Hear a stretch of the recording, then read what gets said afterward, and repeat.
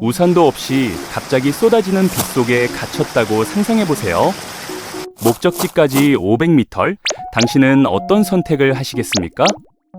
천천히 걸으면 빗방울을 덜 맞을 것 같고, 빨리 뛰면 옆에서 오는 빗방울에 더 많이 젖을 것 같은데요. 누구나 한 번쯤 고민해봤을 이 질문, 과학적으로 명확한 답이 있다는 사실 알고 계셨나요? 지금부터 빗속에서 가장 덜 젖는 방법에 대한 흥미로운 이야기를 시작해 보겠습니다.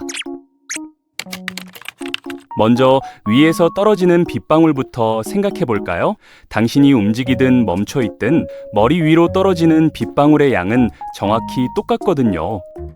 한 빗방울의 경로에서 벗어나면 바로 다른 빗방울의 경로로 들어가는 셈이니까요. 이걸 다르게 표현하면 이렇습니다. 빗방울이 정지해 있고 당신이 위로 움직인다고 상상해 보세요. 마치 땅이 고정되어 있는 것처럼 말이죠. 이런 관점에서 보면 평행사변형의 부피는 기울기와 상관없이 일정하다는 기하학적 원리가 적용되는데, 결국 수평으로 아무리 빨리 움직여도 매 초마다 머리 위로 떨어지는 빗물의 양은 변하지 않는다는 겁니다. 그럼 정지해 있으면 어떻게 될까요? 움직이지 않고 그 자리에 서 있으면 오직 머리 위로 떨어지는 빗방울만 맞게 되죠. 하지만 앞으로 걸어가기 시작하는 순간 이야기가 달라집니다. 정면에서 오는 빗방울에도 부딪히게 되거든요. 따라서 어느 특정 순간만 놓고 보면 정지해 있을 때가 가장 적게 젖고 빠르게 움직일수록 더 많이 젖는 게 맞습니다. 그런데 A 지점에서 B 지점까지 가야 하는 상황에서 그냥 서 있기만 한다면 아무 의미가 없겠죠? 여기서 핵심적인 부분이 나오는데요. A 지점에서 B 지점까지 이동하는 동안 옆에서 맞는 빗물의 총량은 당신의 이동 속도와 전혀 상관이 없다는 사실입니다. 제설차를 떠올려 보세요. 제설차가 도로에 눈을 치우는 양은 차가 빨리 가든 천천히 가든 똑같잖아요. 정확히 같은 원리가 적용되는 겁니다. 빗속을 걷는 당신의 몸은 일종의 제설차와 같아서 일정한 거리를 이동하는 동안 정면에서 맞는 빗물의 총량은 속도와 무관하게 일정하다는 거죠. 다시 평행사변형 이론으로 돌아가 볼까요? 어떤 시간 구간을 정해놓고 보면 그 시간 동안 위에서 떨어지는 빗물의 양은 속도에 관계없이 동일합니다. 그리고 같은 거리를 이동할 때 옆에서 맞는 빗물의 양 역시 속도와 상관없이 일정하고요. 결국 당신이 맞는 총 빗물의 양은 두 가지로 계산할 수 있는데, 첫 번째는 매초 머리 위로 떨어지는 양에 빗속에 머문 시간을 곱한 값이고, 두 번째는 1m당 옆에서 맞는 양의 이동 거리를 곱한 값입니다. 이 두 가지를 합치면 재밌는 결론이 나옵니다. 옆에서 맞는 빗물의 양은 어차피 정해져 있으니 변수가 아니에요. 그럼 남은 건 위에서 떨어지는 빗물인데, 이건 시간에 비례하거든요. 빗속에 오래 있을수록 더 많이 맞는 게 당연한 이치죠. 따라서 위에서 떨어지는 빗물을 최소화하려면 빗속에 머무는 시간을 줄여야 하고, 그 말은 곧 가능한 한 빨리 목적지에 도착해야 한다는 뜻입니다. 실제로 MIT 학생들이 진행한 실험이 있었는데요.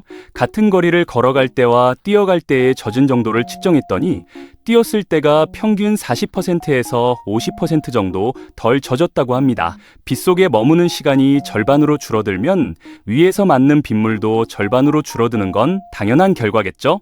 이론과 실제가 정확히 일치하는 흥미로운 사례입니다. 그렇다면 바람이 부는 상황은 어떨까요? 빗방울이 비스듬히 날아오면 이야기가 조금 복잡해집니다. 바람이 뒤에서 불어온다면 빗방울과 같은 방향으로 움직이는 셈이니 상대적으로 덜 맞을 수 있어요. 반대로 맞바람을 맞으며 간다면 정면에서 오는 빗방울이 더 많아지겠죠. 하지만 이런 경우에도 기본 원칙은 변하지 않습니다. 빗속에 머무는 시간을 최소화하는 게 여전히 최선의 전략이거든요. 몸의 자세도 영향을 줄까요? 허리를 숙이고 달리면 위에서 맞는 면적이 줄어들 것 같지만 실제로는 별 차이가 없습니다. 왜냐하면 허리를 숙이면 머리와 어깨의 면적은 줄어들지만 등과 엉덩이 쪽의 면적이 늘어나서 상쇄되기 때문이죠. 오히려 자세가 불안정해져서 넘어질 위험만 커질 수 있으니 자연스러운 자세로 빠르게 이동하는 게 가장 현명한 선택입니다. 우산이나 우비가 없다면 어떻게 해야 할까요? 가방이나 신문지 같은 걸로 머리를 가리는 게 도움이 될까요? 위에서 떨어지는 빗물은 막을 수 있지만 옆에서 오는 건 어차피 막을 수 없으니 결국 빨리 뛰는 게 더 효과적입니다. 다만 전자기기나 중요한 서류가 들어있는 가방이라면 최소한의 보호는 해주는 게 좋겠죠. 비의 강도에 따라서도 전략이 달라질까요? 약한 비든 폭우든 원리는 똑같습니다. 단지 폭우일 때는 같은 시간 동안 더 많은 빗방울이 떨어지니까 시간을 줄이는 게 더욱 중요해지는 거죠. 소나기가 쏟아지는 상황이라면 망설이지 말고 전력 질주하는 게 답입니다. 재밌는 건 대부분의 사람들이 본능적으로 이 원리를 알고 있다는 겁니다. 비가 오면 자연스럽게 걸음이 빨라지잖아요. 우리 뇌가 무의식적으로 최적의 전략을 선택하고 있는 거죠. 다만 이제는 왜 그래야 하는지 과학적 근거까지 알게 되신 겁니다. 결론적으로 비 오는 날 가장 덜 젖는 방법은 명확합니다. 망설이지 말고 최대한 빨리 뛰어서 목적지에 도착하세요. 빗속에 머무는 시간을 줄이는 게 핵심이거든요. 천천히 걸으면서 옆에서 오는 빗방울을 피하려는 건 사실 의미 없는 노력입니다. 어차피 그 양은 정해져 있으니까요. 대신 위에서 떨어지는 빗물을 줄이기 위해 시간을 단축하는 데 집중하는 게 훨씬 효율적이죠. 다음번에 우산 없이 비를 만나게 되면 이 원리를 떠올려 보세요. 과학적으로 증명된 최선의 방법으로 당당하게 달려가시면 됩니다. 주변 사람들이 천천히 걸어가더라도 신경 쓰지 마세요. 당신이 과학적으로 옳은 선택을 하고 있는 거니까요. 빗속을 헤쳐나가는 작은 지혜 하나, 오늘 확실하게 배워가셨길 바랍니다.